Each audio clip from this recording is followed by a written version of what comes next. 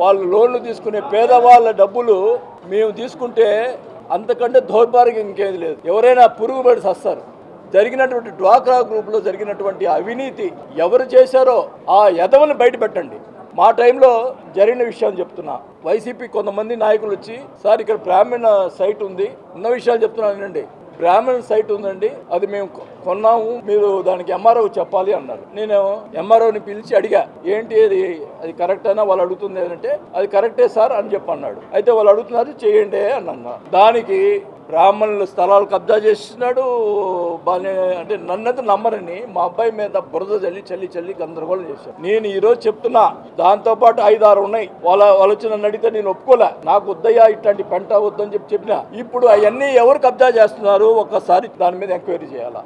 నన్ను ఎంతమంది ఫోన్ చేసి, సార్ మీరు ఏంది మాట్లాడలేదని చెప్పి మాట్లాడుతున్నారు. నేను జనసేన పార్టీలో నా ప్రశ్నించే పార్టీ ఇది, అందుకని ప్రశ్నిస్తున్నాను. ప్రజల కోసం ఏమేం చేస్తా. ప్రజలు ఈరోజు భయపడుతూ ఉన్నారు. మాకు ఎక్కడ కబ్జా జరుగుతుందో, ఇంకా చాలా ఉన్నాయి, ఏమేమి కబ్జా జరిగినాయో మొత్తం లిస్ట్ ఇస్తాను. వేక్ మాటలు, వేక్ కథ, పక్కనోడు ఎవడో స్లిప్ ఇచ్చేది, వాడి మాటలు మాట్లాడేది, మళ్ళీ నేను 10 రోజుల్లో వస్తా, ఇంకా 10 ఉన్నాయి, 5 ఉన్నాయి, ఏంటి ఇవంతా? ఇష్టం వచ్చినట్టు కాగితాలు రాసేసి నీ ఇష్టారాజ్యంగా ఇంట్లో ఆడవాళ్ళ పేర్లు కూడా పెట్టి, సిగ్గు లజ్జా ఉండాలి నా కొడుకులకి. మళ్ళీ అతను మాట్లాడతాడు. ఏం మాట్లాడాలి ఇట్టంటోడితోటి? చిన్నపిల్లవాడా? ఎంత వయసు అతనికి?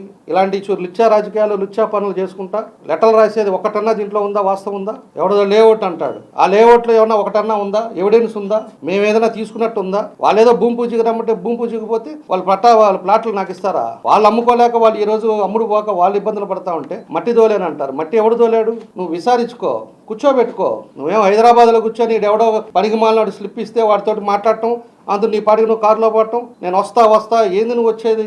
5 ఏళ్ళు ఏం చేసావు నువ్వు? మనం ఏదో తప్పులు చేసి మాట్లాడినంత మాత్రాన ఒక్కోటి కాలం పోయే కొంది ఇవాళ అహంకారం పెరిగి ఇవాళ అధికారం ఉందని చెప్పి నీ ఇష్టం వచ్చినట్టు అప్పుడు బిహేవ్ చేశావు కాబట్టి ప్రజలు నిన్ను ఎక్కడ పెట్టాలి అక్కడ పెట్టారు. ఎంత మానసిక క్షోభ అనుభవించావంటే, పేదవాళ్ళు మా అబ్బాయి మీద ఎన్ని అక్రమాలుగా కావాలని మనుషులు పెట్టి మాట్లాడించడం, పేపర్లో రాయించడం ఎంత దుర్మార్గం అంటే, నిజంగా ఒక్కటి నేను అడుగుతా ఉన్నా, మేమేమైనా తప్పు చేసుంటే ఎందుకు చూపిరు పలాని తప్పు అని నేను అడుగుతా ఉన్నా. అట్లా కాకుండా ఇట్లా ప్రచారం చేసి మానసిక శోభ, మా అబ్బాయి ఒక్కడే కొడుకు, నేను ఎంత మానసిక శోభ అనుభవించానో నాకు తెలుసు.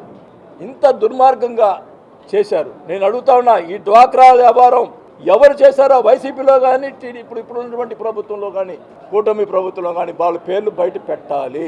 కొడుకు ఆ కొడుకు మీద మాట్లాడుతున్నారు, మేము ఎంతో బాధపడ్డామంటాడు. ఆ కొడుకు చేసిన పనులేంటి? కడుపుకు అన్నాను గుండె మీద చేసుకొని చెప్పాలి ఎవడన్నా. 5 సంవత్సరాలు ఉంటే 5 సంవత్సరాలు చిన్న పిల్లలు 18 ఏళ్ళు 20 ఏళ్ళ పిల్లలందరినీ గంజాయి తిప్పి నీ ఇష్టారాజ్యంగా వాళ్ళని వాడుకొని వాళ్ళ ఇష్టం వచ్చినట్టు వాళ్ళందరినీ కూడా పాడు చేసి ఎన్ని కుటుంబాలు నాశనం అయినాయి. ఎక్కడెక్కడ కబ్జాలు చేసి ఇవాళ కబ్జాల గురించి నువ్వు మాట్లాడతావా? తెగ ఫోన్లు వస్తున్నాయంటే ఇతనికి హైదరాబాద్, ఇతనే పెద్ద జడ్జి లాగా ఇతనికి ఫోన్లు, అక్కడి ప్రజలంతా అతనికి ఫోన్లు చేస్తున్నారంటే అతను ఆడే అసలు హైదరాబాద్లో ఆడుంటున్నాడు. అతను గోవా అయిపోయింది, శ్రీలంక అయిపోయింది, ఇప్పుడు మధ్యలో బెంగళూరు, బెంగళూరు తిరుగుతున్నాడు. ఆడుండేవాడు కంటే ఇతనికి పాపం బాగా ఇలాగ తీసాడని 5 ఏళ్ళు ఆయన కోసం ప్రజలందరూ అసలు బాధపడిపోయి ఇతను అడుగుతున్నారంట. నీ ఎందుకు చేస్తారు అసలు? నువ్వేంది? నీ సంగతి ఏంటి? నువ్వు ఎవడేం చేస్తారు నీకు? అసలు నువ్వేం చేయగలవు? నీకు ఫోన్ చేస్తే నువ్వు 5 ఏళ్ళు ఎరగదీసావు, చించావని ఇక్కడ ప్రజలకు తెలియదా? నీ గురించి ప్రజలకు తెలియదా? నేనేమో ఇవాళ కొత్తగా వచ్చానా? బచ్చాగా నా కొడుకులని మన ముందు కార్ ఖరీదు చేయని నా కొడుకులందరి చేత ప్రెస్ మీట్లు పెట్టి మాట్లాడిచ్చావు. ఏమేమి మాట్లాడిచ్చావు? నీ ఇష్టం వచ్చినట్టు మాట్లాడి బెడ్రూమ్లో కూర్చొని టీవీ చూసుకుంటా అబ్బా భలే మాట్లాడారు అని చెప్పి ఆనందపడ్డావు.